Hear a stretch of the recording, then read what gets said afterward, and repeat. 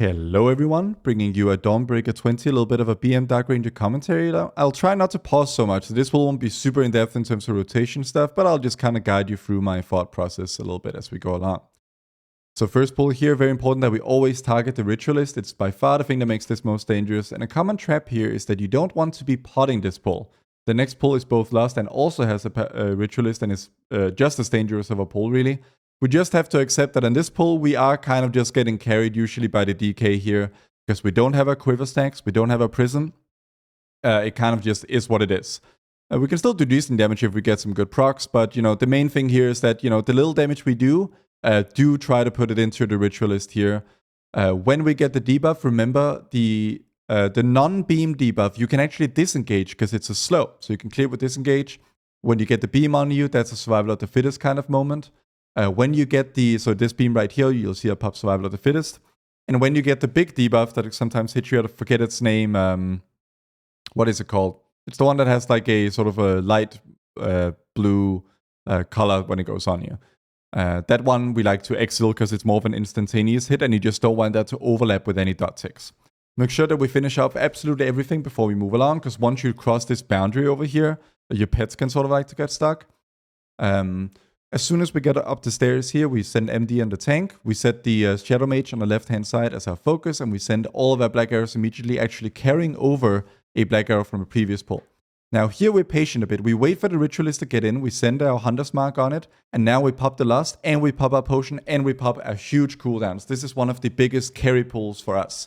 So we stay on top of our kicks, so this one right here, I think given that I don't have any debuffs, I don't exile it. No, actually, I do exile it, like I said. And then once again, the debuff, the beam comes up here, and I send Survival of the Fittest on that. And here we are going. Once I see that the Ritualist is like 100% dead, I swap to the Commander. Ideally, these died roughly the same time, but I think the Ritualist is way more dangerous. So for safety, I like to just absolutely gigabang the Ritualist here. We try our best to multi-dot our barb shots. And then we finish off the Commander, and that's this pull. So we sort of always trying to like greed every global we can here. Try to get myself to 8 Quiver stacks before we head onto the platforms. We just about get there. Quiver stacks you can see on my Call of the Wild icon we got here in Acer UI. It's the little purple number. The blue number is my Prism stack count. Okay, sort of read the tank's body language. For where we're going, he actually pings the right direction. Now, I like to land up here. I find that I often have more success with landing up here in terms of not getting bugs. Definitely don't want to land on the stairs, because you can see how that works out for the DK.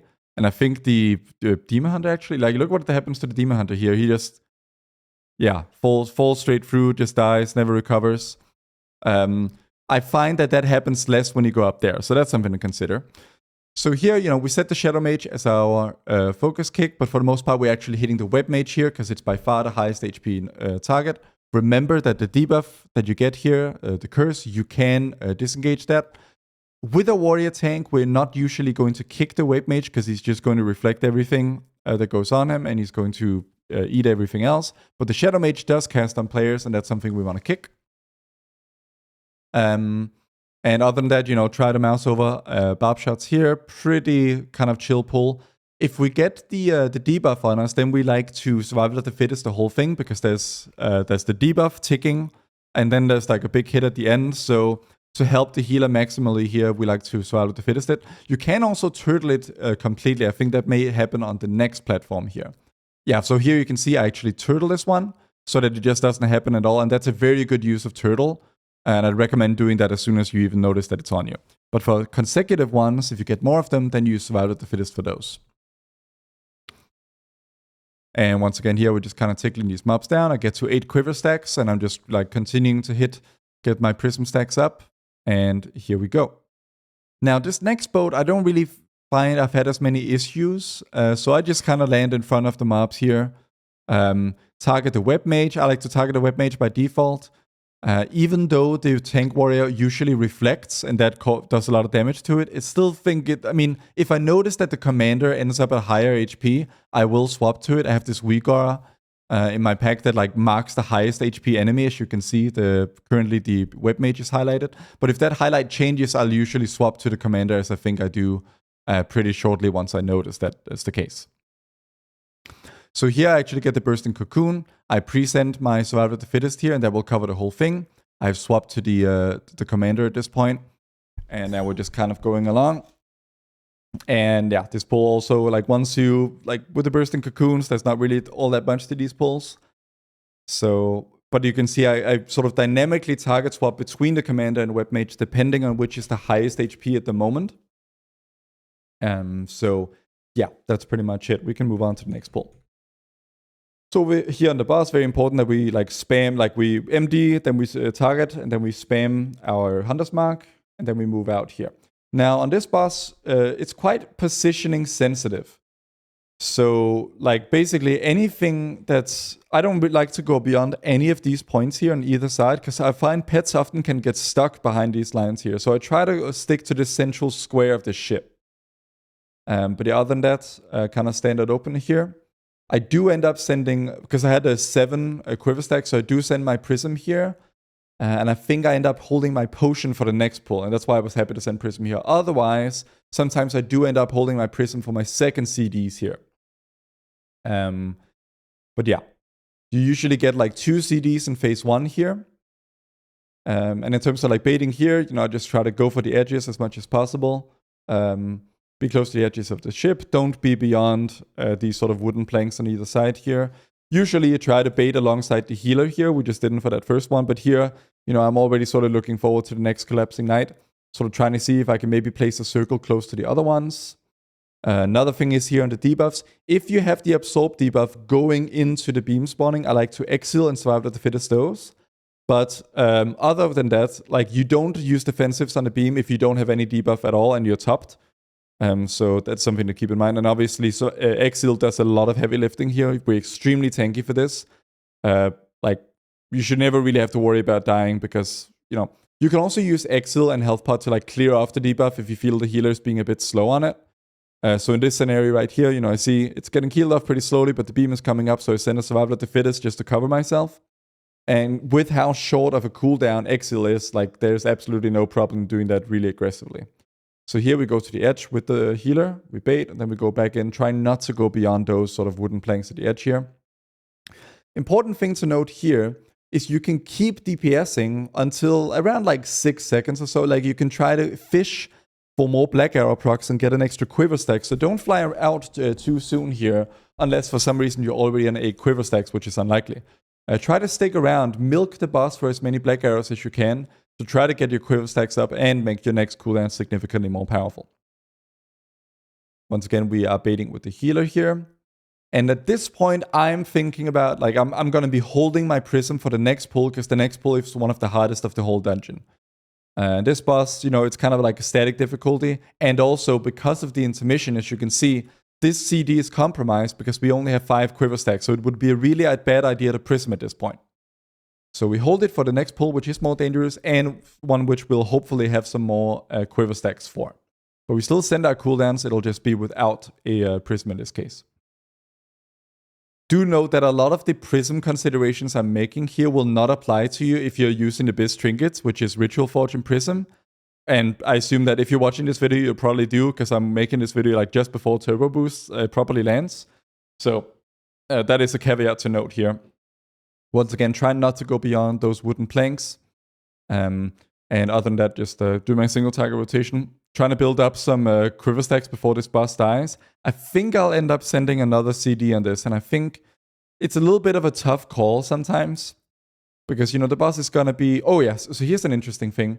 Note that if you end up in a terrible situation like me and the DK do here, where you're getting pushed into these circles by the beams...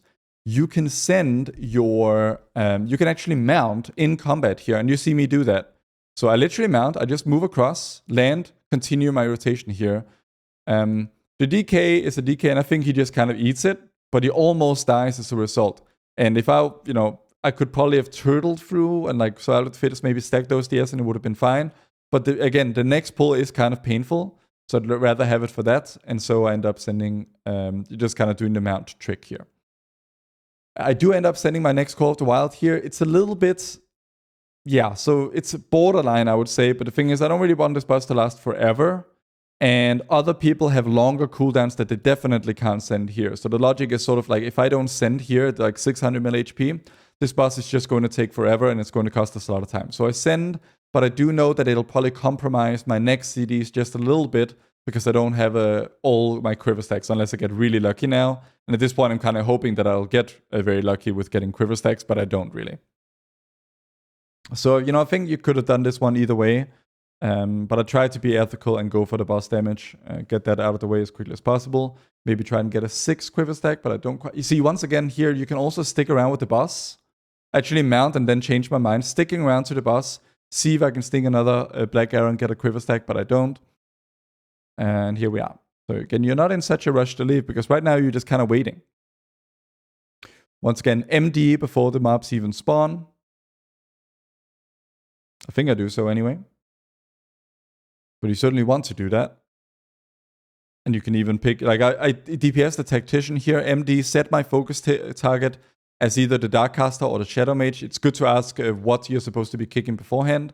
And then we're just kind of sending our cooldowns here. So once again, if you get the debuff here from Shadow Mages, you can disengage it. If you get the beam on you can actually feign that. So a few things happen here all at once. So Shadow Mage or the Darkcaster goes through here and actually casts on me. But this thing right here, you can actually feign it. But you have to wait until after the beam channel has begun before you feign it. You can feign it the moment you see the cast. This debuff is not the one that you can... so this one you tend to use the defensive for. You survive at the fittest. But anything else, like the other one that kind of slows you, you can disengage that. And the tormenting beams you can fade. So we do have quite a few things to survive here. Once again, I focus the Tactician and then I move on to a Manifested Shadow here. Also at one point, we had this arrangement where the tank would ping me when he wants me to binding for him. And you can see he pings me right here. And so I pop down the binding for him, mouse over, or the sort of cursor binding here. And he starts kiting, everything gets done, and he gets to reset his stacks. Because they're kiting right here, this Darkcaster doesn't get kicked, but I see a good opportunity to just kind of move around it here. And then send my bursting shot, which also stuns it. And then we're good. Once again, I get the debuff here. I send another Survival of the Fittest, which covers most of its duration. So you can see, this is asking quite a bit of us. It's a very tough pack. Casts may go through, because a lot of stuff can happen. The tank is under pressure. Everyone is kind of under pressure because of debuffs and everything. But you just got to use your defensive kit to sort of stay on top of things. And don't panic so much. Target the Tactician and then the Manifested Shadow is my general... targeting scheme. I see a lot of people make this pack more difficult than it needs to be by constantly retargeting. Okay, and here's the next pack. This is kind of a longer one, so very important that even though I know that this is not the prior target for this pack because we have to pull the mini-boss, the tank pings the Manifested Shadow, making sure we finish that, then he goes for the mini-boss. Very important that, because he usually tag the mini-boss and then just run out, so pretty important that that I MD as I sort of engage with it. So MD there and then start my rotation on him. But what you'll see me do is, because the mini-boss is up there, I'll actually mouse over Black Arrow on these and mouse over Barb Shot. You can see me do that right here. Sort of getting my pet down here in preparation. And because I'm unhappy with how long the boss is taking, I'll DPS these a little bit. And then once the mini-boss comes in, I'll hard swap to it. I think I've even, once again, Hunter's marked it. And then we send our cooldowns here and we're off to the races. So this one here is sort of, we can feign the Abyssal Blast debuff onto someone else, but we should only do that if we are not happy with the defensives we have. You can turtle it completely, which is really powerful, and I recommend doing that whenever you can. And then, survive to the fittest. If you only have Exile available, I would say that's generally a good cause to feign it onto someone else. Because while Exile is nice and all, it really only covers a fraction of its total duration. Now, here we have a little bit of a catastrophe. I'm not exactly sure what happens. I think we accidentally pull an extra Darkcaster. I think I could have played this moment better. So let's see what we can learn from this moment here. A Darkcaster gets pulled out here that I don't think was intended, and it ends up just kind of chain casting. You can see it's all the way over here. Now, this first beam on me, I feign. But the thing is, I have no kick. And it ends up continuing the channel. And I feel a little bit helpless here because I can't go there and bursting shot it, obviously, because I pulled these other ones. I don't have high explosive trap spect. That would probably have been really good here. You could high explosive trap behind it and get it knocked in this direction.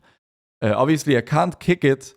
And I'm really terrified of sending my pet to stun it, like with intimidation, because once again, I'm worried and I think that my pet would probably pull these guys.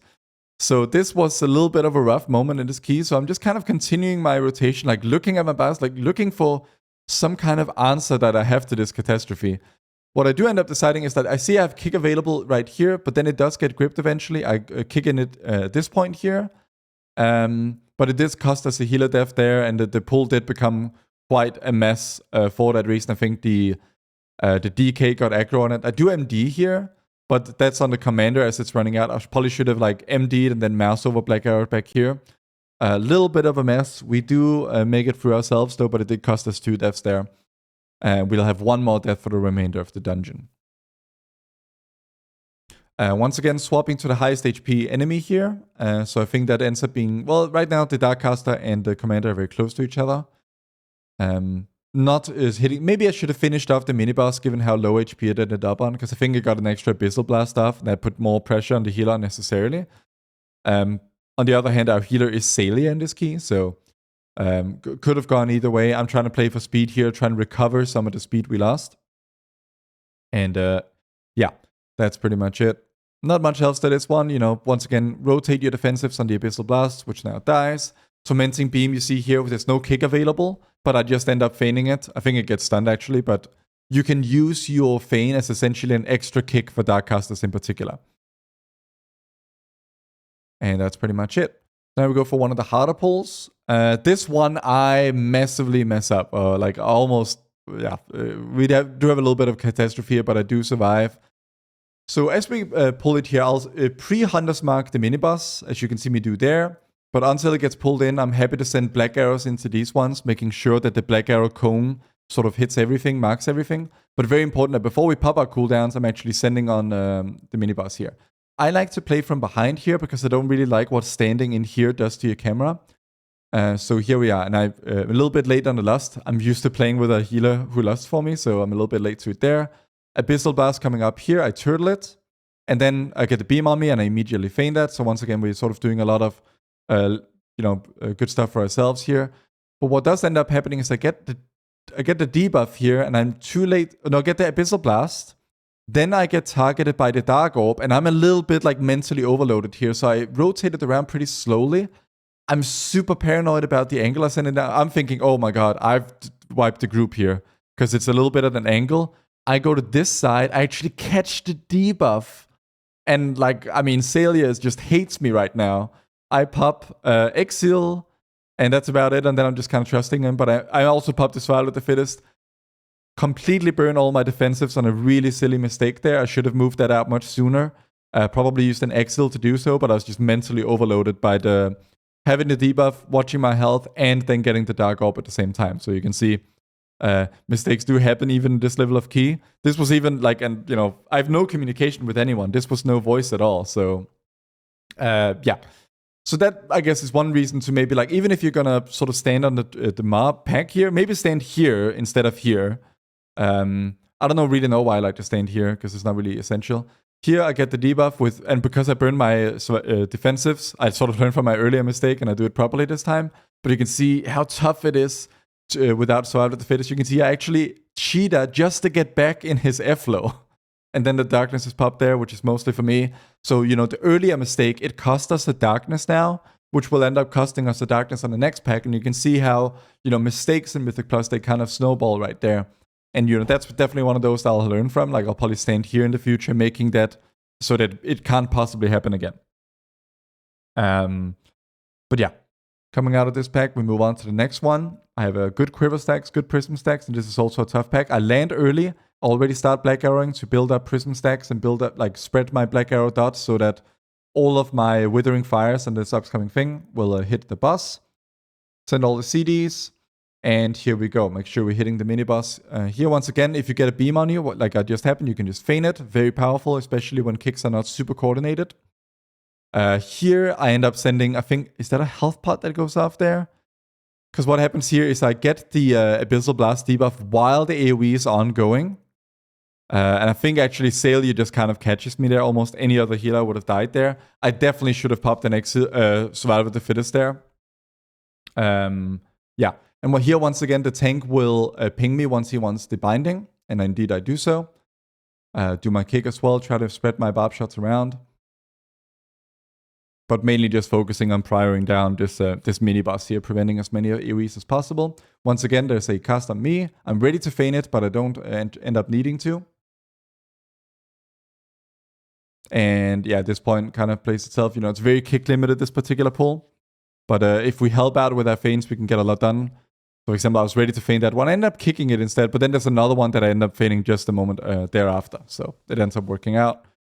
You basically have 2 kicks on this. Here, once again, I get a debuff. Wait, I think I end up... Wait, what happens here? Oh, I think it just... Wait, what? Where does this debuff go? Abyssal Blast. Oh, I turtle it. Yeah, okay. I just straight up turtle it, and that's a very good thing to do. Especially because like having the debuff while this AoE is going on is kind of a painful and unpleasant time. Yeah, that brings us to the end of this pull. Here I swap off a little bit early. I guess it wouldn't have died before this debuff anyway, so I think actually the swap up is fine. But I focus on the Tactician next. Sort of bouncing around my target, trying to hit whatever's most important. Now we're in the darkness. I don't know why I'm targeting the darkness here, and really no point. I should have hit the Tactician, but everything ends up dying at the same time anyway, so it works out. Now here comes the boss. I'm actually fine to not have a cooldowns on the pull of this boss, because that means if I just hold my cooldowns a little bit, I'll have it for the ads. And on high keys, the ads, living a long time, that can eat more AoE stops that you would rather have for consecutive ads. So killing the ads quickly is pretty important here. So what I'm doing now is I'm not quite sending my cooldowns on cooldown. I'm trying to get an 8th quiver stack. I don't think I end up getting it. On Shadowy Decay, I send an Exile. Basically, you just always use a defensive on Shadow Decay no matter what, because we have so many. Then once it's over, I do send my cooldowns, and the ads come up here, just as my Beast of Wrathlands. I go behind the boss to ensure that they're all getting caught by my Black Arrow here, because some of them are a little bit out from the boss. But just keep in mind that if you're going to do this, and the tank gets the circle debuff, and he runs this way, you do have to reposition. Like, if I was there, and he didn't move out far enough, I would have gotten hit, and so that's just something you have to be aware of.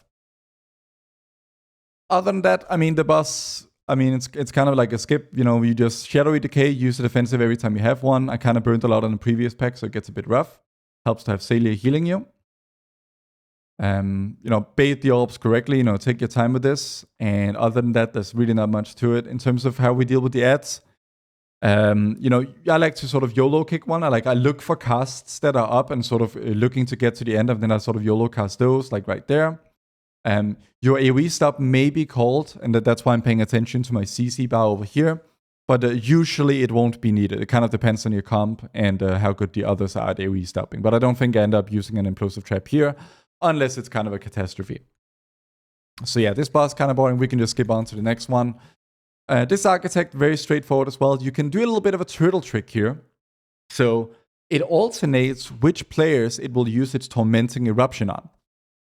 So it goes on me first, then I know that it won't go on me the second time, and then I know that it will probably go on me the third time, and I can turtle that and prevent it entirely from happening. So let's have a look at how that goes. In terms of CDs, the limiting factor to how quickly you can move on to Rashinan is how quickly the Architect dies. So, don't be holding your CDs for when the ads spawn, even though that may be more overall. You just gotta destroy this Architect as hard as you can, and that's sort of your job on this pull. Because you can see, I'm destroying the Architect. Everyone else is holding, I don't know if they're padding, but they seem to be holding CDs for the ads in a way that I'm not. But yeah. Kicks are a little bit YOLO here as well. Because I think these Darkcasters that spawn in, they're like not... They are like Mythic 0 difficulty or something. Like the cast don't actually hurt much. So what actually hurts is the Architect. But let me go back and show you that turtle right here. So I know that I won't get targeted by this Tormenting Eruption because I didn't get the last one. So what I do is, as it goes out, I turtle. You can see the projectile sort of goes for me, but nothing happens to me, and only one person is actually having to deal with it. So that's very powerful in this. Saves you from having to deal with one entirely. It does mean you're likely to get the next one, because I think it just checks if, which players got one on the previous one. But now there's less healing pressure in general, because, he had to use less healing cooldowns to heal the last ones. We do some kicks, we finish off the Architect, and that's pretty much it. Now on this last boss here, what you'll notice is that if you've done this, you'll probably notice this too. Your Call of the Wild buff, which I've just popped, will disappear. I don't know exactly why this happens. I think maybe it's because like the Call of the Wild pets spawn out in the air, and then they just fall down, and like you can see the buff is gone. But the important thing to note here is that you still have your Prism. I don't know if you still have your Blighted Quiver going on. I think you do, because I believe this buff right here is your Withering Fire buff that Call of the Wild sort of gives you. And your black arrows will actually still occur at, those 4-second intervals in a cooldown. So, the 20, 16, 12, 8, 4, and 0. And so what I'm doing to gauge that is I'm looking at my Beast Cleave timer here, which is obviously 20 seconds having been activated by Call of the Wild. And so I'm using this as my timer for when I know I'm going to get these automatic procs. Another thing, so you can see 12-second mark and it rolls around, and now at the 8-second mark, bam, there's the proc. And another element on this fight is you do want to hold your Prism, because usually on high keys, you will be doing a peck in the middle of this boss. Like as the boss flies around, you go down and do a peck, and then you go to the second phase of the boss. Don't use your defensives on the sort of the drops of the thing there, because they're not a one-shot. Use defensives for running bombs, and if that drop overlaps with the debuff, the rolling erosive spray debuff, and we'll see me actually fail to do that in the last phase of the boss. But yeah, looking around for these, can be pretty aggressive on it. I think I do 2 here. I could probably have gone for one that was further out, but I'm a little bit paranoid being so far away from F-Flow, because I don't have a lot of defensives right now, but I do run this immediately. Spam your extraction button as you run in. And there we are. But you can see the Demon Hunter does have to run out there. I probably should have done that one for him. But you can see, don't use the defensive for this one, because I'm fully topped, and obviously it doesn't even go off in this case. Okay, so now I'm really happy that I held my Prism, because now we're going for this rather nasty pack that's down. So I'm not actually sure which one we're going for, but I see he pings, so there we go. And they're in a reasonable position. Very important, Hunter's Mark and hit the Ritualist. Send the Lust here, multi-dot a little bit above. You get the debuff, send Survive the Fittest. This can be very hectic early on, but like with Lust and a pot in my case, like I got used to a tremendous amount of damage here. The damage meter doesn't really show just how much I carry this pull, because obviously it's diluted significantly by the damage done on the previous boss. But just look at how much I'm climbing on the DPS meter as we do this pull with almost 18 Prism stacks and 7 Quivers and Potion and Lust. This is a tremendous burst of damage right here. But in terms of what we're doing, very similar to the first 2 pulls. Tormenting Beams we can feign on us. If we get the turtle, like the curse debuff, then we disengage that. If we get the beam, we survive with the fittest stat, and once again he'll call for a binding here. I think it ends up getting DR'd. Like they're all just they get like a 1-second stun here, so it's probably not the one he was hoping for. But damage ends up carrying this pull to a significant extent, because like look how quickly the Ritualist is dead. Like this mob started out with like 300 million more HP than everything else except for the Tactician. And it dies when everything else is still at like 240 million HP. So that's the power of Prio right there, and Burst Prio. And makes the pack significantly easier. Now I'll just swap to the Taxation here for the latter half. And we just kind of chill from here on out. Like I can, there was a Tormenting Beam on me. I waited to feign it, but they kicked it instead. Yeah, that's pretty much it. Pretty chill pack once the Ritualist dies, so definitely use your Prio to make sure that happens. Here's the last boss. Land to reactivate our Frenzy is nice. And then we're just sending our cooldowns. And we're sort of keeping an eye on the dungeon timer to see how many cooldowns we can split out. Because if it's one of those dungeons where it's like, you don't know if you will time or not, like you're so up against it, that can often happen on this boss. Make sure that if your CD is the last of the whole dungeon, that you hold it a little bit extra to make sure that we get 8 quiver stacks for it. And that we really like make that last cooldown count. Generally speaking, we are not using defensives on Erosive Spray unless it overlaps with something else. You'll see me fail to do that later. But yeah, usually rely on healing for this. You use and you don't use the Exil. So here I should probably have used an Exil because I'm getting ticked by the debuff just as it goes out. That's actually something I learned from this dungeon. Is like, I didn't really realize to what extent those things can overlap. But that's something I've learned for now on, like always keeping an eye on your erosive spray ticks, as they may overlap with you dropping that debuff. But for erosive spray like this, really good time to use Exile just before it lands, and then you disengage out, and the Exile damage reduction will cover both the it landing on you and you disengaging out of it. Just very important to resist the temptation to disengage out with it. You want to disengage out of it after you've placed it. So you're always keeping an eye on this web timer, sort of running it out, and then disengaging back in with the defensive. That's way more effective. So you can see here, I cheated to get out, then pop Swallow the Fittest, and then disengage out of it and place it like that. Other than that, fight is pretty simple. Do lots of single target damage. This is one of those things where we can carry a tremendous amount because we have so much single target, right? So your group will love you if you can stay alive in this fight, because you will do a tremendous amount of single target and AoE damage on the pack in between. Yeah, it kind of repeats itself here. I do want to show you my dev towards the end here, which is this one. So I get a web, I Swallow the Fittest out of it, and then the erosive spray comes out with a rolling acid overlap here. And I don't handle this optimally. You can see the erosive spray hits really hard.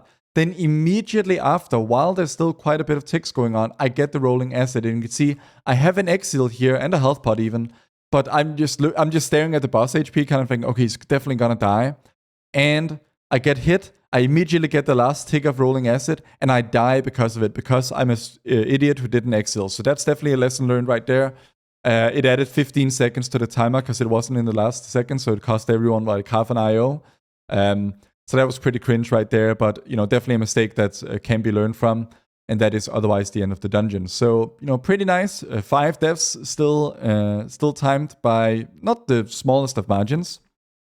Did quite good damage as well compared to the rest of the group, which is obviously always nice. And yeah, I hope this was useful for you. If you like this sort of content, be sure to subscribe.